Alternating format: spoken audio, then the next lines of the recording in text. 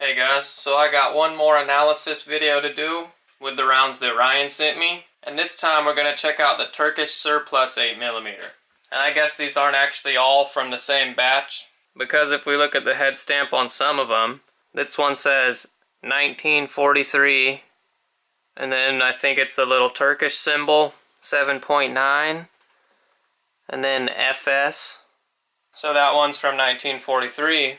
And then the other ones say 1944. It has all the exact same markings, it just says 44 instead of 43. So about half of these rounds are from 1944 and the other half 1943. And here's one of the cartridges up close.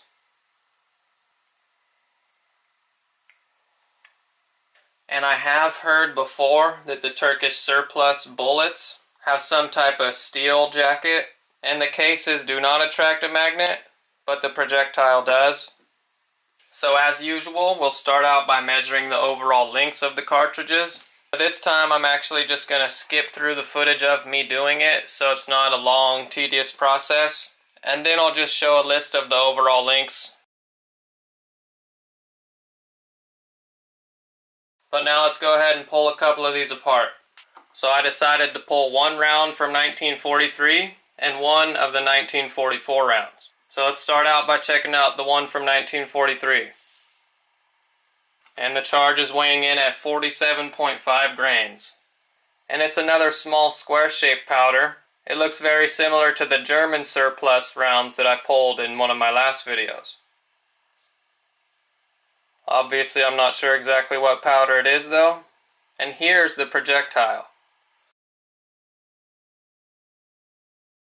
It kind of looks like it was crimped so hard that the bullet was dented slightly.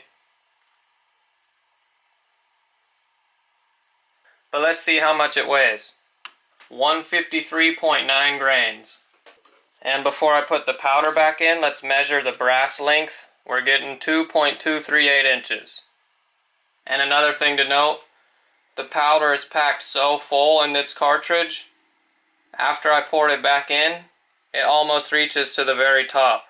So that's definitely a maximum load, I would say. Now let's check out the second cartridge, which is from 1944.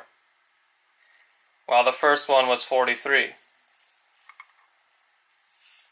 And this time we're getting 48.9 grains. So even though the 1943 cartridge seems like it was almost packed completely full, apparently this one has even more. And the powder looks pretty much the same. I'm sure it is the same powder. Just slightly more of a charge this time. And our 1944 projectile. Also with the crimp line at the bottom. Let's check its weight. 154 even. And then the length of the 44 brass. 2.240. And as you might have guessed, the 44 cartridge, which had a slightly heavier charge, also fills the case slightly more. This is the 44 cartridge, and here's the 43. You can tell the powder's even closer to the top on the 44. Now let's measure the bullet length. The one from 43 is 1.095. And the one from 44, 1.084. And what about the bullet diameter? Our 1943 projectile, 0.323, and the 44 also 0.323.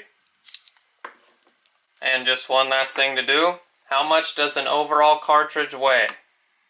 382.6, 383, 382.3, 381.2, and 379.3.